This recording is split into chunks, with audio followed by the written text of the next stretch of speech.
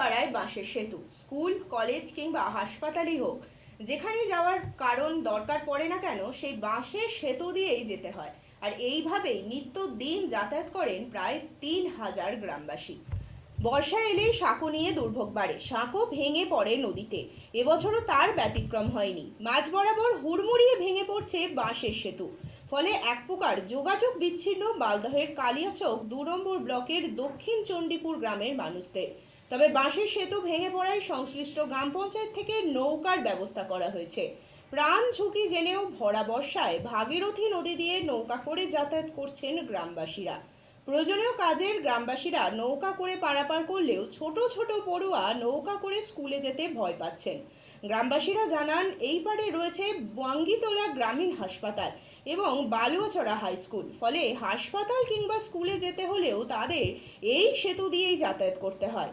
এছাড়াও নিত্য প্রয়োজনীয় কাজেও এই সেতু দিয়েই তাদের যেতে হয়।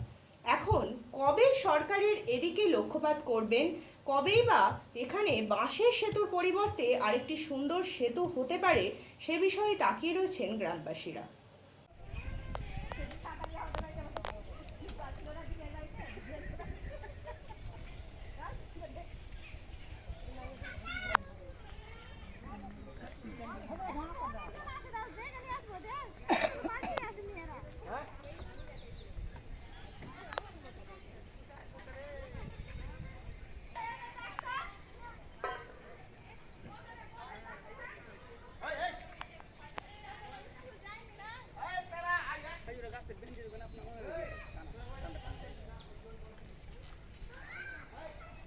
এখান থেকে কতগুলো লোক যাতায়াত করে? মোটামুটি দিনে তো 1000 খানেক করে।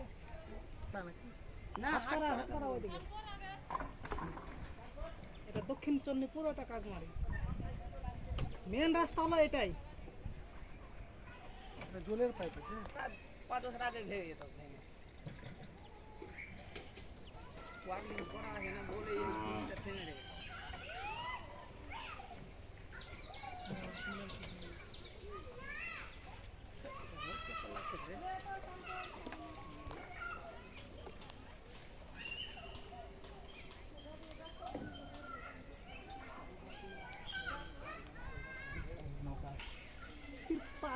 মুখাটিও তো কিছুদিন আগে এসেছিল, বছর 2 বছর হলো, 2-4 দিন থাকলো, মাটি পরীক্ষা করে আর সব টাকা চলে গেল। নৌকাটা কাটা দিয়েছে? বলতে পারছি না। নৌকাটা আনতে দল বুঝি কোন অঞ্চল পড়ে?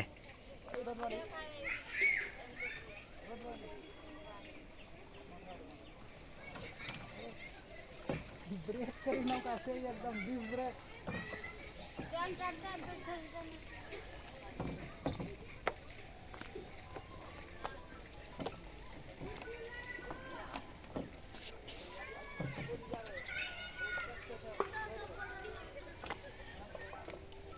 তৃণমূলের মন্ত্রীরা আছে, এরা কোনো জনসাধারণের কাজ করে না। ভোটের সময় প্রতিশ্রুতি দেয়, কিন্তু তারপরেও কোনো কাজ হয় না। বারে বারে ভোটের সময় বলেছিল এখানে পাকা সেতু হবে, কিন্তু তারপরেও দেখা গেল 30 বছর ধরে বাসের সেতু মানুষ প্রাণ হাতে করে পারাপার করছে। তাতেও সেখানে গভর্নমেন্টের মন্ত্রী আছে, তৃণমূলের মন্ত্রী আছে, কিন্তু তার কোনো হেলদোল নেই। তারা জনসাধারণের কোনো কাজ করে না। তৃণমূল সরকারের এটাই স্বরূপ। তোমরা এখন ব্রিজটা ভাঙা গেছে, মানে যাতায়াত হওয়া যাচ্ছে না। নৌকা দিয়েছে, নৌকাতে পার হওয়া যাচ্ছে না।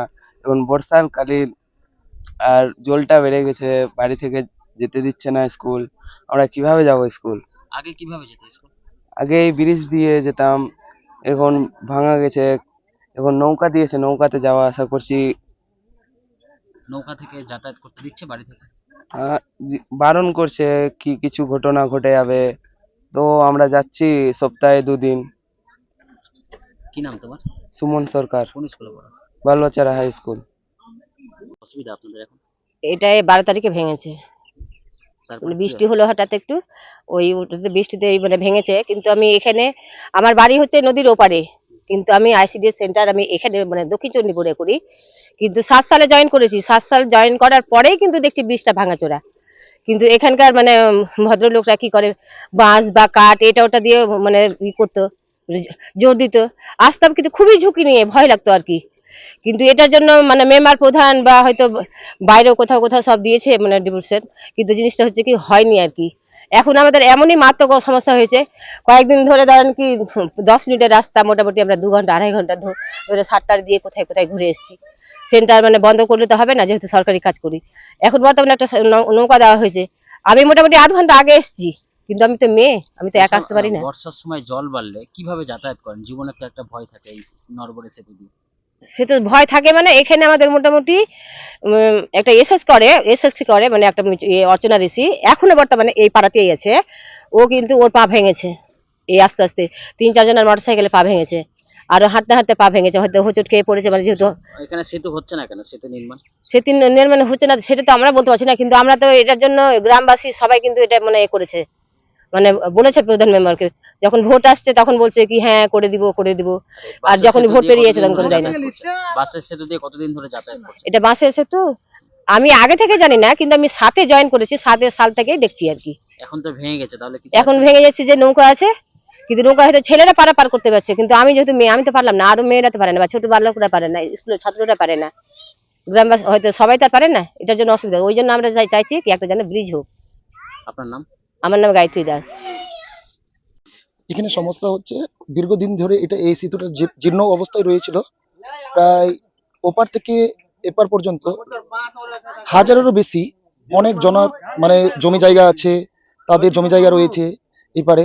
তাদের এই যে এবছর প্রচন্ড পরিমাণে জল বেড়ে যাওয়ার ফলে সেতুটা ভেঙে পড়ে, আপনারা সনজরেই দেখতেই পাচ্ছেন, ভেঙে পড়ে তাই যাতায়াতের বেহাল অবস্থা হয়ে পড়েছে। তাছাড়া আমাদের সর্বোপরি বেশি পরিমাণে গুরুত্ব দেওয়া হয়, সবাই জানে, পড়াশোনা।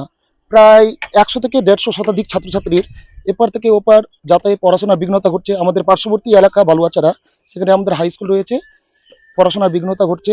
তাই আমরা একাধিকবার নয়, আমাদের প্রেজেন্ট মন্ত্রী অর্থাৎ মাননীয়া সাবিনা ইয়াসমান মহাশয়া, উনি আমাদেরকে প্রতিশ্রুতি বারবার দিয়েছেন কি ব্যারিজটা হয়ে যাবে, এবারকে পাস করে দিলাম।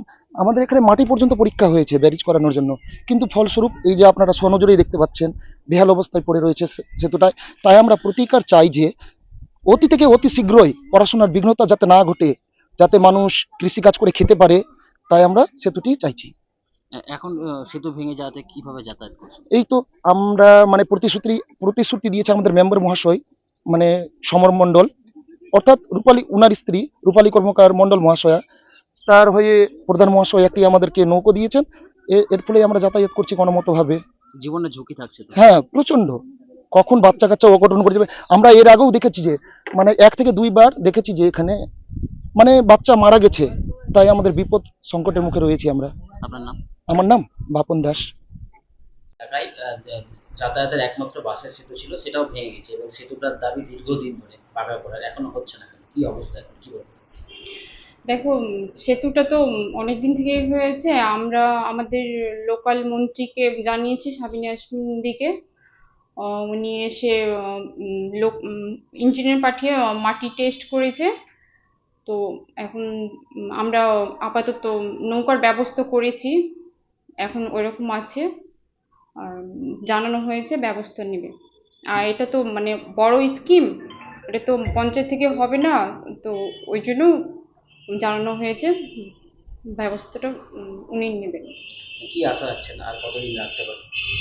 দেখি কতদিন রাখতে পারি, চেষ্টা করব যে তাড়াতাড়ি ব্যবস্থাটা করে দেওয়ার জন্য মানুষ স্বাভাবিকভাবে চলাচলটা করতে পারে। এখন যে সেতুটা ভেঙে গেছে সেটা কি ঠিক করা হবে না এইভাবে নৌকাতে করে যাতায়াত? আপাতত নৌকাতে যাতায়াত করবে, আমরা চেষ্টা করছি তাড়াতাড়ি যেন ব্যবস্থাটা হয়ে যায়। আপনার নাম এবং পরিচয়? আমি হচ্ছি রথবাড়ি গ্রাম পঞ্চায়েতের প্রধান শামসুন নেহার। আমার নাম শামসুন নেহার, আমার নাম।